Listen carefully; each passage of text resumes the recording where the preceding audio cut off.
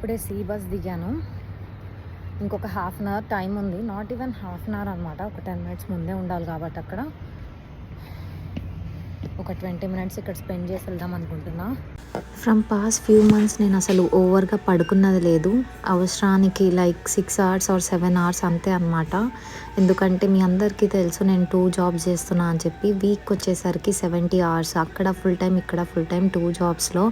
So దానివల్ల నిద్ర అనేది ప్రాపర్గా లేదు. సండేస్ ఆఫ్ తీసుకున్నాను, ఏ జాబ్కి వెళ్ళొద్దు అని చెప్పి. సండే ఆఫ్ తీసుకున్నా కానీ సండే రోజు చర్చ్కి వెళ్ళాలంటే మార్నింగే లేవాలి.